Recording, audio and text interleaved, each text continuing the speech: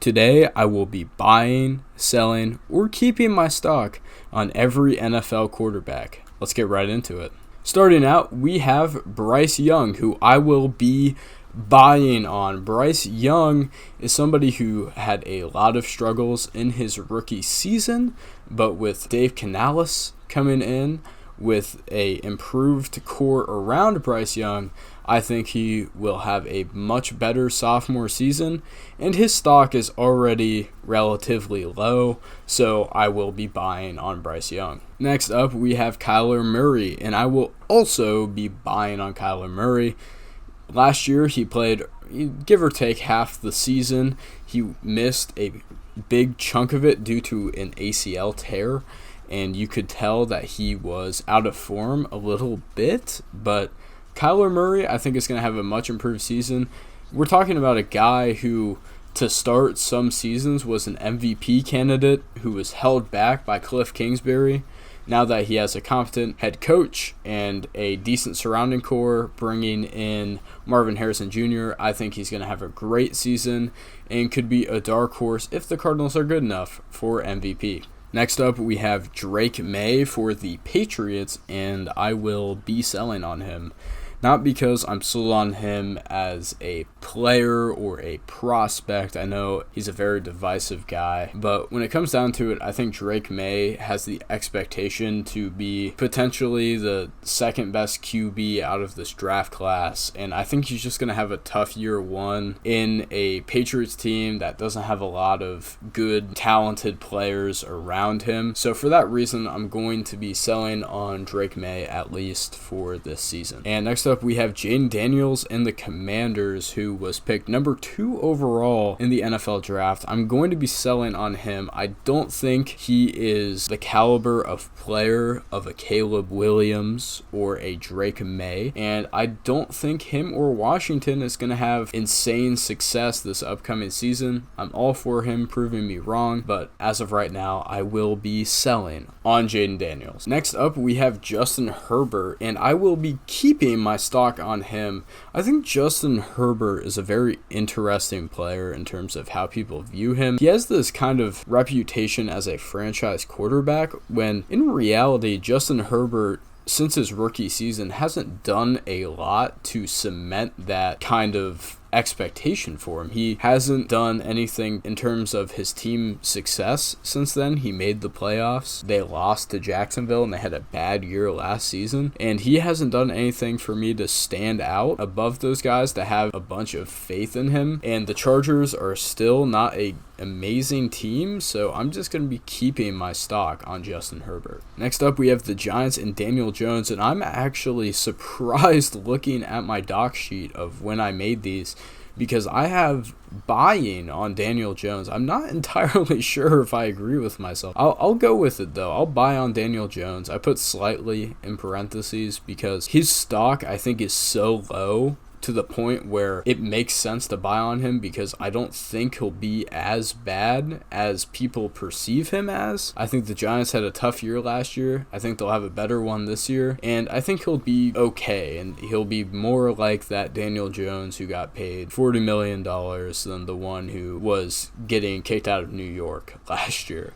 Next up, we have Will Levis for the Titans, and I will be buying on Will Levis. I hope that didn't break my audio. So Will Levis, in his limited sample last year, showed me a ton of flashes, and the Titans have sneakily built up a very good team around him in terms of offensive line, wide receiver room, even running back. They brought in a bunch of pieces to help Will Levis succeed. The only thing I'm not sure about is them hiring Brian Callahan, but outside of that, I don't see how Will Levis will not have a better year this upcoming season, and I think he might just surprise people with how good he's going to be. Next up is Caleb Williams, the number 1 overall pick, and I'm going to be keeping my stock on him. I'm not going to be buying because I think his stock is very high right now, and he's a rookie on the Chicago Bears, so I think he will have his struggles, but overall, I think he's going to, in the end, live up to expectations. But for him, it's just his stock is already high, and I think it's at a good spot. I'm not going to be touching it.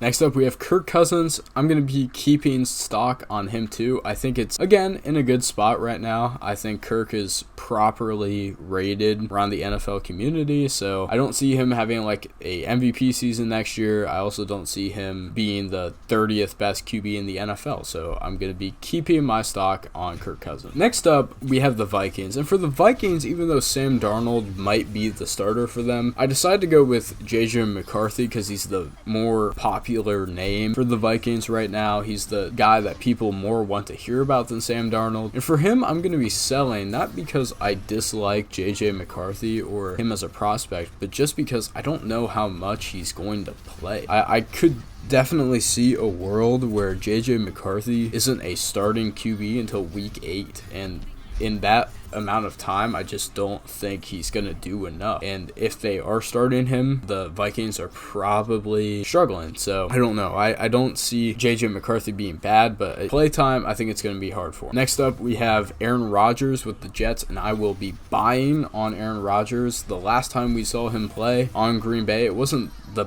best he's ever played, but that team in terms of surrounding core was not ideal. And then before that season, he was an MVP candidate. So I know a lot of people are selling on Aaron Rodgers because of the Achilles injury. Personally, I don't really get it. Even if he is a step slower than he was, he's still mentally one of the sharpest QBs in the entire NFL. And barring any more injury issues, which historically, Aaron Rodgers has been a very healthy player. He's only had a few seasons where he's missed significant time due to injury. So for those reasons, I'm going to buy on Aaron Rodgers. I think the Jets are going to be legit this year, and I think he's going to be legit. And yeah, I'm buying stock on Aaron Rodgers. Next up, we have Bo Nix, and I'm just going to be keeping my stock on Bo Nix because I think people are lower on Bo Nix than maybe I would be, but his team is awful. But at the same time, I don't think he's going to have a bad rookie season, so I wouldn't sell on him. I wouldn't buy on him. I think his stock isn't worth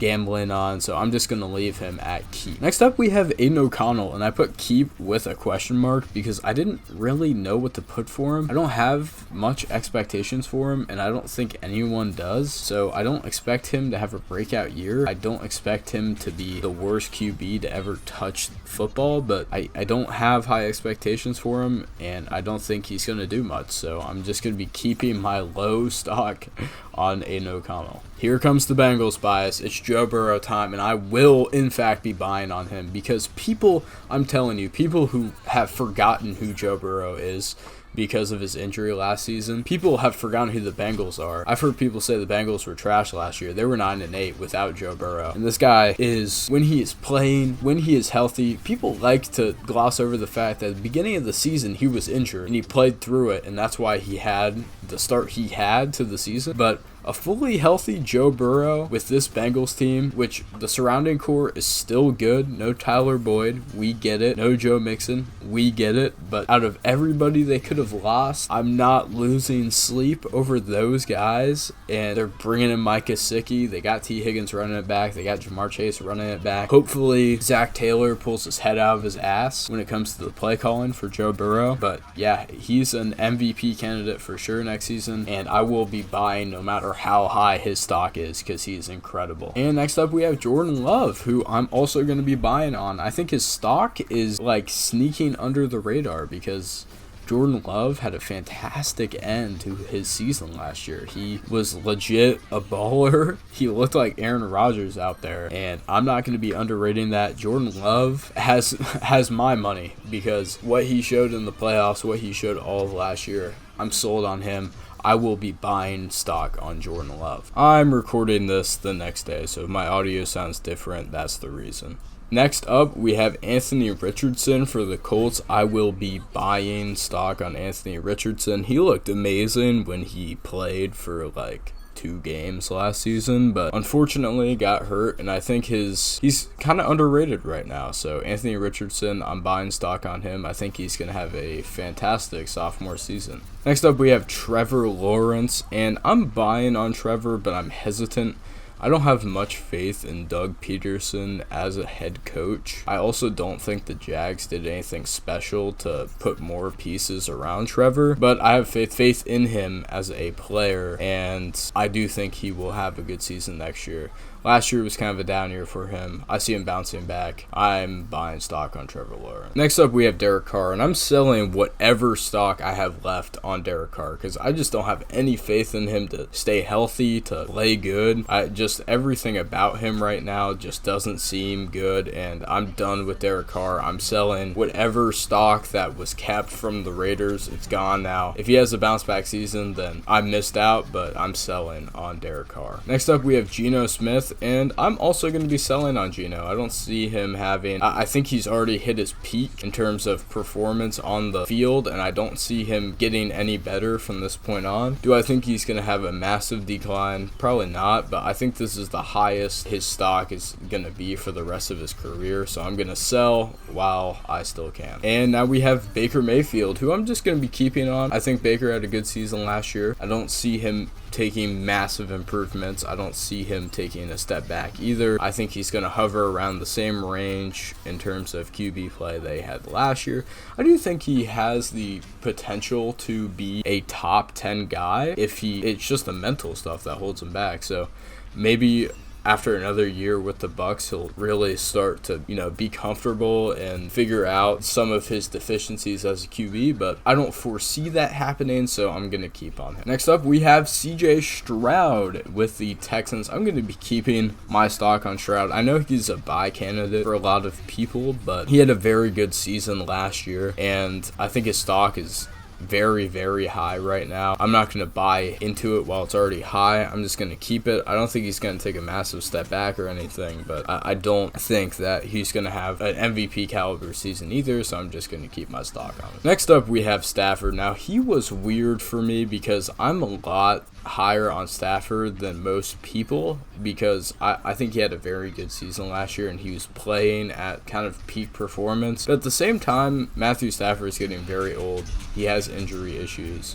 So I think his stock is probably only going to go down. So I'm going to sell on Matthew Stafford, even though I'm a lot higher on him than most people. Next up, we have Russell Wilson. And I'm going to be buying on Russ. I think in Denver, I saw him do a lot of good things that flew under the radar because his team sold games. In terms of Russell Wilson, in his play, it was very good. I think he has a chip on his shoulder with what happened in Denver, the whole contract situation, and Sean Payton. I think that might have left him a little salty. I think he wants to prove himself, and he's on a team now that has all the tools to be a playoff team, and I can see that happening, so I'm going to be buying on Russell Wilson. I don't think he's going to be like top 3 Russ we saw in 2020, but maybe top 8. I could see that happening. I also decided to include Justin Fields in here because he's another. The Steelers are the only team I included 2 QBs for because Justin Fields, a lot of people see him as a starter. I'm selling on him though. Once you become a backup QB, it's hard to shed that label that you have on you. Once you're a backup quarterback, it's incredibly hard to break that stigma for yourself. So it seems like already Justin Fields is going to be a career backup. Next up, we have Josh Allen. I'm going to be selling on him because I'm just selling on the Bills in general. I don't love what they've done this offseason. And just something with Josh Allen, it's like he's missing I don't know what it is, but he's missing something. He just can't get the job done, and I don't know what exactly it is for Josh Allen, but him and the Bills can't get the job done. They are a team that in a stacked AFC, I could see missing the playoffs. And next up, we have Deshaun Watson. I'm selling whatever is left on him. I don't see it happening anymore. I thought, after his first year back when he played on the Browns, I was like, okay, let's give him another year because he hasn't played football in a while. But last year, he was injury prone. He didn't look good when he was playing. So I'm done with Deshaun Watson. I'm selling stock on him. Next up, we have Pat Mahomes. I'm keeping my stock on Pat. He's, I think, the number 1 QB in the league, and I think that's where his stock is at. So I don't have much to say here. I'm keeping my stock on him. Next up, we have Tua, and I was hesitant to do this because I think his stock is pretty high, but I'm going to buy on Tua. I think he's going to have a better season than he did last year, and I think he's going to be an MVP candidate, and I think that's a bit higher than where people see him right now. So, yeah, I'm going to be buying stock on Tua. Now we have Jalen Hurts. I'm going to be keeping my stock on him. It's kind of low right now, so I could buy, but I'm also not that high on Jalen Hurts either, so I'm just going to be keeping my stock. Next up, we have Dak Prescott, and I'm selling my stock on him. I'm done with the whole Dak thing. I think the Cowboys might be too when they trade for Trey Lance. I don't know what that's about, but yeah, Dak, he's just, we know what he is. I don't think his career is going to get any higher than it is right now. I think he's just going to go downhill. So I'm going to sell while it's relatively high and watch as his stock just goes down. Kind of the same story for my next QB, Jared Goff. I don't see his stock getting any higher. He had his best season last year, and I think it's going to be that way for his whole career. If he wins a ring, maybe his stock goes up, but in terms of individual statistics, I don't see Jared Goff getting much better. We are into the final two QBs, and to start the final two, I have Brock Purdy. I am going to be keeping on him. A lot of people have a lot of opinions on Brock Purdy. I'm in the middle with it. I think he's like a top 7 to 12 QB. So for that reason, I'm going to be keeping my stock on him. I think he's in a good spot in terms of where his stock is at. I don't want to buy. I don't want to sell. I'm just going to keep on him. And it's kind of the same story for Lamar Jackson. I think his stock is in a good spot. You know, part of me says sell because he was just MVP, which I don't think he's going to hit that again in his career. But I also think he made a lot of improvements last year in terms of sustainability with staying in the pocket more, bulking up, and being a better passer. But I'm just going to keep on Lamar Jackson and make it boring. So that is it. That is every QB in the NFL, buy, sell, or keeping my stock on them. I had 11 each exactly, which I think is pretty funny. If you want to see me do this with a different position group or even teams, I could do it on teams. I could do it at running backs, wide receivers. You know, with wide receivers, I think it would be harder because there's like, instead of 32 wide receivers, there would be like 90. So it would take a lot longer to go over them, and it would probably feel pretty redundant towards the end. But I'm willing to do this with any other position if you guys want to see it.